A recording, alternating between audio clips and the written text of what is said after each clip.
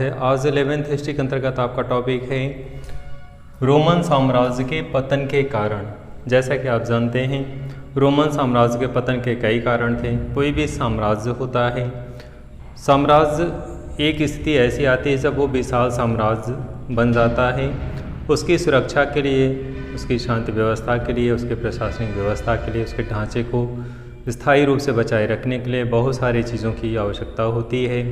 लेकिन जब कुछ चीज़ें कमज़ोर हो जाती हैं, केंद्र बिंदु या केंद्रीय शक्ति कमज़ोर हो जाती है, तो ऐसे साम्राज्य का पतन का कारण बनता है। उत्तराधिकारी कमज़ोर हो जाते हैं, राजकोष खाली हो जाता है, बहुत सारे फैक्टर होते हैं जिनके कारण कोई साम्राज्य पतन की ओर अग्रसर होता है। तो ऐसे में रोमन साम्राज्य के पतन के बहुत सारे कारण थे। उन कारणों के संदर्भ में हम लोग विवेचना करेंगे कि ऐसे कौन कौन से कारण थे जिनके परिणाम स्वरूप रोमन साम्राज्य का पतन हो गया। तो चलिए विषय वस्तु को स्टार्ट करते हैं और एक एक बिंदु पे प्रकाश डालते हैं कि किस तरह से विशाल रोमन साम्राज्य कैसे पतन के कगार पे पहुंच गया और इस साम्राज्य का पतन हो गया। डियर स्टूडेंट, जैसा कि आप देख रहे हैं रोमन साम्राज्य के पतन के कारण में फर्स्ट पॉइंट क्या है, रोमन साम्राज्य का विशाल होना। कोई भी साम्राज्य जब बहुत ज़्यादा विशाल हो जाता है तो उसको सुरक्षा के लिए, उसकी देख रेख के लिए उस तरह की सैन्य व्यवस्था चाहिए, उस तरह के उत्तराधिकारी चाहिए जो अपने पौरुष के बल पे, अपने शक्ति के बल पे, अपने पराक्रम के बल पे उस साम्राज्य को सुरक्षा दे सके। कोई भी साम्राज्य तभी तक सुरक्षित रहता है जब तक उसका शासक शक्तिशाली होता है, उस कौशल युक्त होता है, अनुभव युक्त होता है और किस तरह से प्रशासन को बांध करके उसके अधिकारियों को, प्रशासनिक व्यक्तियों के लोगों को, उनके क्षमताओं को समझ करके उनसे कार्य लेता है और साम्राज्य को समय समय पे निरीक्षण करता है किस तरह से कौन सा कोना हमारा कमज़ोर है, किस क्षेत्र में हमारे क्षेत्र जो है विदेशी लोग आक्रमण कर सकते हैं या बाह्य आक्रांता आक्रमण कर सकते हैं, कहाँ पे विद्रोह हो रहा है, कहाँ पे क्या होना चाहिए, क्या सुधार की स्थिति बनती है, जनता विद्रोह ना करे। तो ऐसे बहुत सारे कारण बन जाते हैं। जब विशाल साम्राज्य होता है तो उसको देख रेख के लिए, उसकी सुरक्षा के लिए, उसको स्थायी रूप से बनाए रखने के लिए उस शासक की शक्ति पे निर्भर करता है। लेकिन जब शासक या का उत्तराधिकारी कमज़ोर हो जाता है तो ऐसे विशाल साम्राज्य की सुरक्षा करने में वह अक्षम होता है और ऐसी स्थिति में वह साम्राज्य पतन की ओर अग्रसर होता है। तो यही स्थिति रोमन साम्राज्य के साथ थी। रोमन साम्राज्य बहुत विस्तृत हो गया था और ऐसी स्थिति में इस विशाल साम्राज्य की सुरक्षा या सुरक्षित रख पाना संभव नहीं था। तो उसकी विशालता ही उसके पतन का क्या बनी, कारण बनी। अगर शक्तिशाली सम्राट होता है तो साम्राज्य को सुरक्षित रख पाता है, लेकिन अगर विरासत में उसे विशाल साम्राज्य मिला है और उत्तराधिकारी कमज़ोर है तो ऐसे परिस्थितियों में विशाल साम्राज्य को सुरक्षित रख पाना संभव नहीं है। तो रोमन साम्राज्य भी बहुत ज़्यादा विस्तृत था और इस तरह से उसकी विशालता ही उसके पतन का क्या बनी, कारण बनी। विशाल साम्राज्य को सुरक्षित रखने के लिए कैसा, जिस तरह से एक शक्तिशाली सम्राट का होना आवश्यक है और यहाँ पे विशाल साम्राज्य था लेकिन उत्तराधिकारी कमज़ोर था, जिसके कारण रोमन साम्राज्य का क्या हो गया, पतन हो गया। सेकंड लेवल पे हम लोग अध्ययन करेंगे रोमन सम्राट साम्राज्यवादी नीति का अनुसरण किया। साम्राज्यवादी नीति क्या है? ऐसा महत्वाकांक्षी शासक। डियर स्टूडेंट, जैसा कि आप जानते हैं सभी व्यक्ति महत्वाकांक्षी नहीं होते। कुछ लोग होते हैं जो अपनी वर्तमान स्थिति से संतुष्ट नहीं रहते, उन्हें भूख रहती है अपने संघर्ष को और तेज़ करने की, अपने उपलब्धियों को और ज़्यादा बढ़ाने की। तो यही स्थिति रोमन साम्राज्य में थी। जब कोई सम्राट अपने स्थिति से संतुष्ट न रहे, अपने साम्राज्य को और विशाल बनाना चाहता है, विशाल बढ़ाने के लिए उसके अंदर जो भूख है वो उसके अंदर एक हर पल उस दिमाग में चलता है कि अपने साम्राज्य को और ज़्यादा विस्तृत करेंगे। तो रोमन सम्राट भी अपने साम्राज्य को निरंतर विस्तार करना चाह रहा था और एक साम्राज्य को विस्तारित करने के लिए विशाल सेना की आवश्यकता होती है। विशाल सैन्य बल बिना जब तक सेनापति के कौशलयुक्त सेनापति न हो, प्रशासनिक लोग न हो, सैन्य व्यवस्था चुस्त दुरुस्त न हो, तो ऐसे स्थिति में केवल विशाल साम्राज्य को स्थायी रखना और उससे भी ज़्यादा और विस्तारित करना ये तभी संभव है जब उसके पास विशाल साम्राज्य हो, राजकोष भरा हुआ हो, सैन्य व्यवस्था सुदृढ़ अवस्था में हो।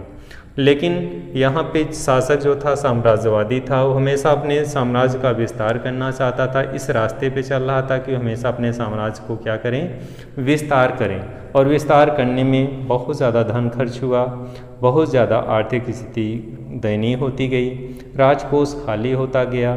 तो राजा की जो साम्राज्यवादी नीति थी, जो उसकी महत्वाकांक्षी थी, वो रोमन साम्राज्य के पतन के लिए पतन का कारण बनी। क्यों बनी? क्योंकि वो निरंतर युद्धों में रत रहता था और साम्राज्य के विस्तार के कारण उसका राजकोष धीरे धीरे खाली होने लगा। आय उस हिसाब से नहीं होती थी। अगर राजकोष खाली हो जाएगा, आर्थिक स्थिति दयनीय हो जाएगी, तो ऐसे में विशाल सेना रखने में भी कठिनाई होती है और साम्राज्य का पतन होना स्वाभाविक है। तो यहाँ पे भी वही स्थिति थी। रोमन सम्राट जो था वो साम्राज्यवादी था, अपने साम्राज्य को विस्तारित करने में हमेशा लगा हुआ था, इस नीति का पालन करता था। और इस नीति के पालन करने के कारण, वो अपना साम्राज्य विस्तारित करने के कारण, लगातार युद्ध में रत रहने के कारण राजकोष खाली हो गया, आर्थिक स्थिति दयनीय हो गई, जिसके कारण इस साम्राज्य का पतन हो गया। अगले क्रम में हम लोग चलते हैं आर्थिक दुर्दशा। जैसा कि आप जानते हैं, अर्थ या खजाना या धन किसी भी शासन को चलाने के लिए बहुत ही आवश्यक होता है।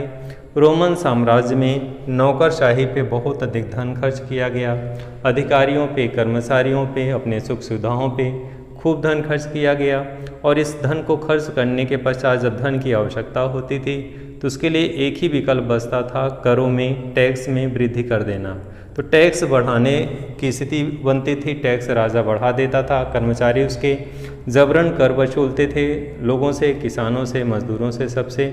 ऐसे स्थिति में जब कर की पूर्ति करने के लिए जब कर में वृद्धि की गई, तो साम्राज्य में जगह जगह पे विद्रोह होने लगे। और जब विद्रोह होता है, लोग राजा के खिलाफ आवाज़ उठाते हैं, तो कोई केवल उसी वर्ग के लोग या उसी क्षेत्र के लोग विद्रोह नहीं करते, उनकी देखा देखी में अन्य क्षेत्रों के लोग, अन्य कर्मचारी, अन्य प्रशासन से जुड़े लोग भी आवाज़ उठाने लगते हैं। शासक के नीतियों की आलोचना होने लगती है, उसके कार्यों के कारण जो है, उसकी इस तरह की नीतियों के कारण उसी के कर्मचारी, उसी के लोग उससे दूर होने लगते हैं और ऐसी स्थिति में विद्रोह का कारण बनता है। और जब विद्रोह होता है या लोग जब आवाज़ उठाते हैं, तो षड्यंत्र भी होने लगता है और ऐसी स्थिति में पूरा प्रशासनिक ढांचा चरमरा जाता है। सैन्य व्यवस्था, साम्राज्यवादी नीति, कोई भी चीज़ सफल नहीं हो पाती और ये सभी जो है साम्राज्य के पतन का क्या बनती है, कारण बनती है। तो यहाँ पे भी वही स्थिति थी, आर्थिक दुर्दशा, नौकरशाही पे अधिक धन खर्च किया गया और इसकी आवश्यकता की पूर्ति करने के लिए करों में वृद्धि किया गया। और जब करों में वृद्धि किया गया, तो जनता के ऊपर जब करों का बोझ अतिरिक्त पड़ा, तो जनता को लगा कि ये गलत है और जनता ने क्या किया, विद्रोह कर दिया। और विद्रोह की स्थिति के कारण जब लोग राजा का साथ नहीं देंगे, विद्रोह करेंगे, सैन्य व्यवस्था चरमरा जाएगी, प्रशासनिक व्यवस्था शिथिल हो जाएगी। तो ऐसी स्थिति में साम्राज्य का पतन होना स्वाभाविक है। तो रोमन साम्राज्य के साथ भी यही हुआ, उसकी आर्थिक दुर्दशा भी उसके साम्राज्य के पतन का कारण बनी। अगला है रोमन सम्राट कॉन्स्टेंटाइन ने 330 ईस्वी में अपनी राजधानी को परिवर्तित कर नई राजधानी कुस्तुनतुनिया नगर को बनाया। तो इस तरह से नई राजधानी उसने बनाया। नई राजधानी परिवर्तित करने के कारण वो साम्राज्य के अन्य क्षेत्रों पे अपना ध्यान नहीं दे पाता था। तो जब प्रशासन व्यवस्था, सैन्य व्यवस्था चुस्त दुरुस्त नहीं होगी, संपूर्ण साम्राज्य में एक तरह से अगर हर जगह पे व्यवस्था चाक चौबंद नहीं होगी, तो स्वाभाविक है जगह जगह पे विद्रोह होंगे, जगह जगह पे लोग आवाज़ उठाएंगे। यहाँ पे भी वही स्थिति हुई। अन्य क्षेत्रों पे जब ध्यान नहीं दिया गया, तो साम्राज्य के कुछ क्षेत्रों में बर्बर जातियों का आधिपत्य हो गया। यानी जो आदताई लोग थे, जो बर्बर टाइप के लोग थे, इन क्षेत्रों पे आधिपत्य अपना स्थापित कर लिए, जिसके कारण जो है इसी की देखा देखी में अन्य क्षेत्रों में भी विद्रोह होने लगे। डियर फ्रेंड, आज के इस वीडियो में आपने रोमन साम्राज्य के पतन के कारणों पे अध्ययन किया। तो किस तरह से रोमन साम्राज्य में पतन का क्या क्या कारण बना। रोमन साम्राज्य का विशाल होना, रोमन साम्राज्य विशाल था जिसके कारण रोमन साम्राज्य का पतन हो गया। दूसरा कारण क्या है, रोमन सम्राट का साम्राज्यवादी नीति। साम्राज्यवादी नीति मतलब दूसरे के क्षेत्र को अधिग्रहित कर उस पर शासन करना। तो अपनी सीमा से संतुष्ट न रह करके रोमन सम्राट जो था हमेशा आक्रमण करता था, दूसरे के क्षेत्र को कब्जा करना चाहता था, अपने क्षेत्र का विस्तार करना चाहता था और इसी नीति का पालन करने के कारण उसके साम्राज्य का पतन हो गया। नेक्स्ट है आर्थिक दुर्दशा। नौकरशाही पर अधिक धन खर्च किया गया और आवश्यकता की पूर्ति के लिए करों में वृद्धि किया गया, जिसके कारण लोगों ने क्या किया, विद्रोह किया। नेक्स्ट है रोमन सम्राट का कंस्टेंटाइन द्वारा राजधानी परिवर्तन। तो राजधानी परिवर्तन के कारण सभी क्षेत्रों पे एक समान रूप से ध्यान नहीं दिया गया, जिसके कारण अन्य क्षेत्रों पे बर्बर जातियों द्वारा अधिकार हो गया, आधिपत्य हो गया।